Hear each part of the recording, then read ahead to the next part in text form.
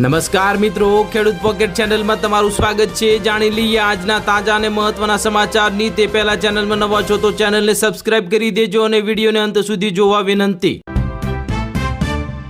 નમસ્કાર મિત્રો, સૌપ્રથમ સમાચારની વાત કરીએ તો મોંઘવારીનો મોટો ઝટકો। 1 જૂનથી પેટ્રોલ અને ડીઝલ સીધું 14 રૂપિયા મોંઘું થશે।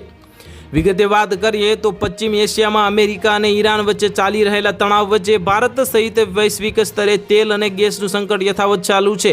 ભારતમાં પુરવઠામાં ઘટાડો થવાને કારણે ઉર્જાના ભાવ પહેલાથી જ વધી ગયા છે। હવે 1 જૂનથી એટલે કે આજથી જ જનતા ફરીથી માર ખાવાની તૈયારીમાં છે। આ વખતે પેટ્રોલ અને ડીઝલના ભાવ 9 રૂપિયાથી 14 રૂપિયા સુધી વધી શકે છે। મિત્રો, નાણાં મંત્રાલયે કેન્દ્રીય એક્સાઇઝ ડ્યુટીમાં વધારો અંગે સૂચના જારી કરી છે। કિંમતોમાં પ્રતિ લિટર 14 રૂપિયા સુધીનો વધારો થઈ શકે છે। નાણાં મંત્રાલય દ્વારા જારી કરાયેલા સૂચનો અનુસાર હવે ચોક્કસ ચીજ વસ્તુઓ પર હવે એક્સાઇઝ ડ્યુટી દરોમાં સુધારો કરવામાં આવ્યો છે, પરંતુ મુખ્ય સુધારા 1.5 પ્રતિ લિટર, 13.5 પ્રતિ લિટર અને 9.5 પ્રતિ લીટરના દરોથી સંબંધિત છે અને આ ફેરફારો જાહેર હિતમાં કરવામાં આવ્યા છે અને 1 જૂન 2026થી એટલે કે આજથી જ અમલમાં આવશે। આ સુધારા ગેજેટ સૂચના મુજબ લાગુ કરવામાં આવશે। ત્યાર પછીના મહત્વના સમાચારની વાત કરીએ તો પ્રજાને ધક્કા ન ખવડાવો, સીએમ ભૂપેન્દ્ર પટેલની કડક સૂચના આપવામાં આવી। વિગતે વાત કરીએ તો ગુજરાતના મુખ્યમંત્રી શ્રી ભૂપેન્દ્ર પટેલે સામાન્ય પ્રજા અને ખેડૂતોના પડતર પ્રશ્નોના ઝડપી ઉકેલ માટે કડક વલણ અપનાવ્યું છે। મે 2026 મહિનાના રાજ્ય સ્વાગત ઓનલાઈન જન ફરિયાદ નિવારણ કાર્યક્રમમાં લોકોની રજૂઆતો સાંભળ્યા બાદ હવે તેમણે વહીવટી તંત્રને સ્પષ્ટ શબ્દોમાં જણાવી દીધું છે કે જો નિયમ મુજબ અરજદારનું કામ થવા પાત્ર હોય તો તે તાત્કાલિક પૂરું કરવું જોઈએ અને જો કામ નિયમ મુજબ થઈ શકે તેમ ન હોય તો તે અરજદારોને વારંવાર સરકારી કચેરીના ધક્કા ખવડાવવાના બદલે તેને તાત્કાલિક અને સ્પષ્ટ ના પાડી દેવી જોઈએ, એટલે કે જવાબ આપી દેવો જોઈએ અને સરકારની આ પારદર્શક કાર્યપ્રણાલીથી જ લોકોનો સરકાર પ્રત્યેનો વિશ્વાસ વધુ મજબૂત થશે। મિત્રો, આ કાર્યક્રમમાં રાજ્યભરમાંથી આવેલી કુલ 4020 જેટલી રજૂઆતો સાંભળવામાં આવી હતી અને મુખ્યમંત્રી ભૂપેન્દ્ર પટેલે એક મોટો આદેશ આપી દીધો છે। ત્યાર પછીના મહત્વના સમાચારની વાત કરીએ તો પેટ્રોલ અને ડીઝલની નિકાસ પર સરકારની જાહેરાત, નવા દર આજથી જ અમલમાં આવશે। વિગતે વાત કરીએ તો કેન્દ્ર સરકારે પેટ્રોલિયમ ઉત્પાદનોની નિકાસને નિયંત્રિત કરતા નિયમોમાં મોટા ફેરફારો લાગુ કર્યા છે। આવતીકાલથી એટલે કે હવે 2 જૂન 2026ને સોમવારથી એટલે કે પેટ્રોલ, ડીઝલ અને એટીએફ પર લાગુ કરેલ નિકાસ ડ્યુટી ઘટાડવામાં આવી છે।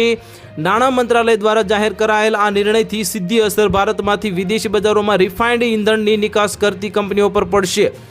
મિત્રો, આનાથી હવે આંતરરાષ્ટ્રીય બજારમાં પ્રવર્તમાન ક્રૂડ ઓઇલના ભાવોમાં આધારે સરકાર 15 દિવસ કર દરોની સમીક્ષા કરે છે। આ દરો છેલ્લે 16 મે 2026ના રોજ સુધારવામાં આવ્યા હતા। તાજેતરની સમીક્ષા બાદ એવું નક્કી કરવામાં આવ્યું છે કે હવે 1 જૂનથી જ પેટ્રોલ નિકાસ પર પ્રતિ લિટર માત્ર 1.5ની સ્પેશિયલ એડિશનલ એક્સાઇઝ ડ્યુટી લાદવામાં આવશે। ત્યાર પછીના મહત્વના સમાચારની વાત કરીએ તો ગુજરાતીઓ 5 દિવસ સાચવજો, આંધી વીજળીના તાંડવ સાથે ખાબકશે ધોધમાર વરસાદ। વિગતે વાત કરીએ તો રાજ્યમાં એક તરફ અસહ્ય ઉકળાટ અને કાળઝાળ ગરમીનો માહોલ છે, ત્યારે બીજી તરફ કુદરતનો મિજાજ બદલાયો છે।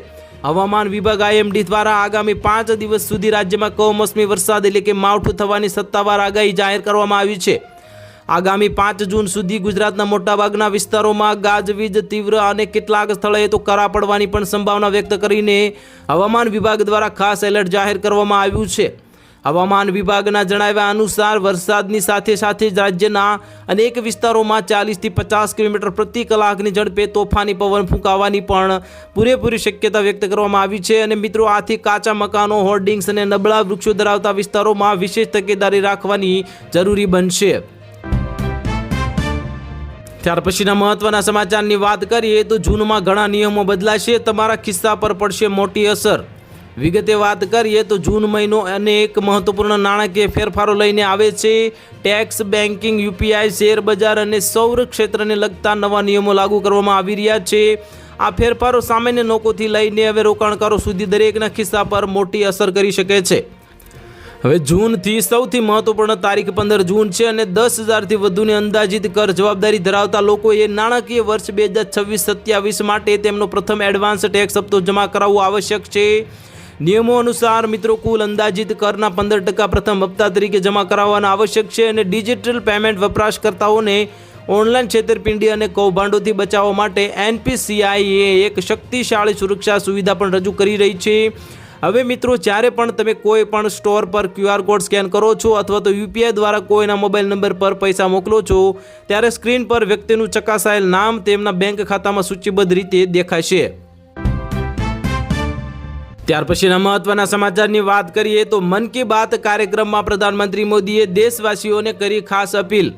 વિગતે વાત કરીએ તો વડાપ્રધાન નરેન્દ્ર મોદીએ આજે હવે તેમના માસિક રેડિયો કાર્યક્રમ મન કી બાતમાં રાષ્ટ્રને સંબોધિત કર્યું હતું। આ રેડિયો કાર્યક્રમનો 134મો એપિસોડ છે અને આ પહેલા 133મો એપિસોડ 27 એપ્રિલે પ્રસારિત થયો હતો, જેમાં પ્રધાનમંત્રી મોદીએ નેશનલ આર્કાઇવ્સ ઓફ ઇન્ડિયાના એક અનોખા ડિજિટલ ડેટાબેઝ પર પ્રકાશ પાડ્યો હતો અને આ ડેટાબેઝ ખાસ અભિલેખ પોર્ટલ પર હવે પોર્ટલ દ્વારા તૈયાર કરવામાં આવ્યો છે, જેના માધ્યમથી ભારતના ઇતિહાસ સાથે જોડાયેલા 20 કરોડથી વધુ કિંમતી દસ્તાવેજો સુધી પહોંચી મળી શકે છે।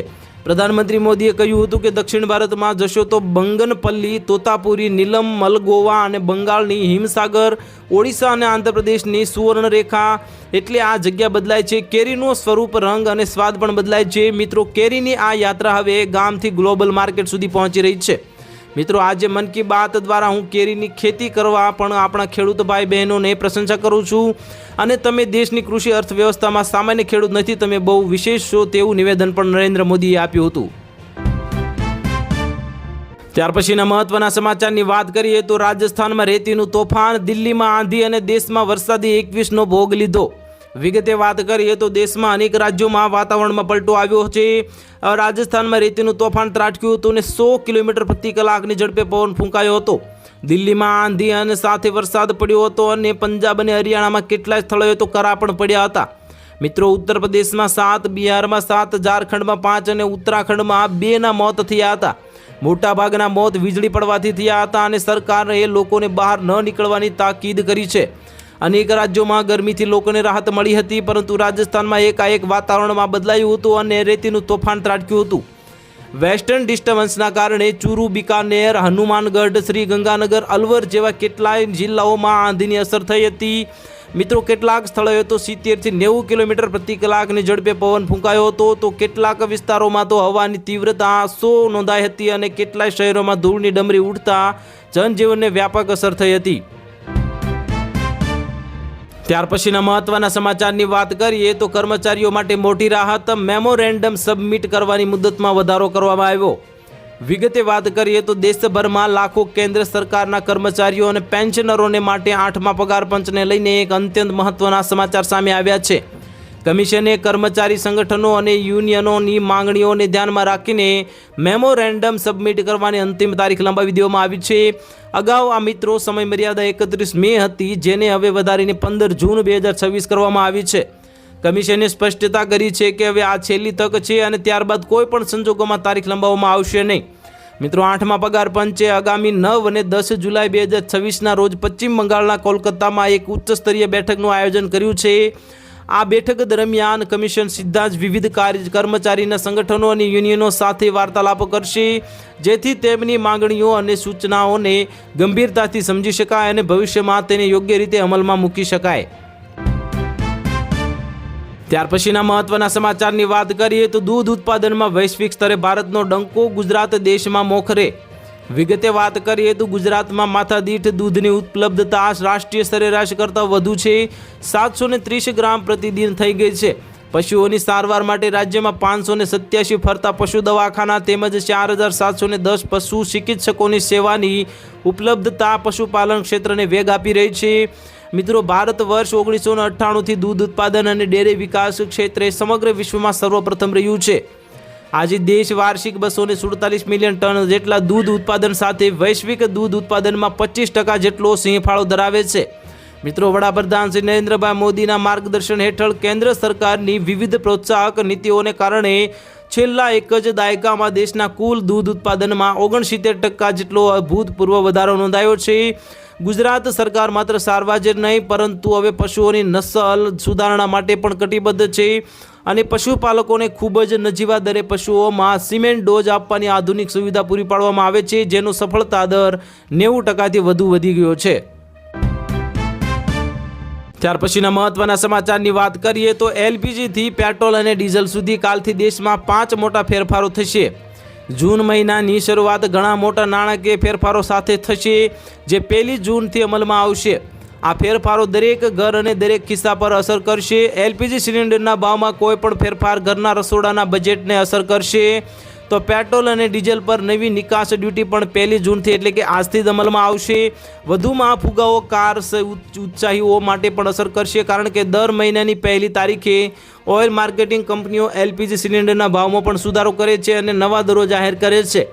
મિત્રો, એલપીજીના ભાવ પણ 1 જૂને બદલાઈ રહ્યા છે, એટલે કે આજથી જ બદલાઈ જશે, કારણ કે મધ્ય પૂર્વ કટોકટીને કારણે હવે છેલ્લા કેટલાક મહિનામાં સિલિન્ડરના ભાવમાં વધારો કરવામાં આવ્યો હતો અને હાલમાં દિલ્હીમાં 14 કિલોગ્રામનું ઘરેલું એલપીજી સિલિન્ડર ₹913 ઉપલબ્ધ છે, જ્યારે 19 કિલોગ્રામનું કોમર્શિયલ સિલિન્ડર ₹2078 ઉપલબ્ધ છે.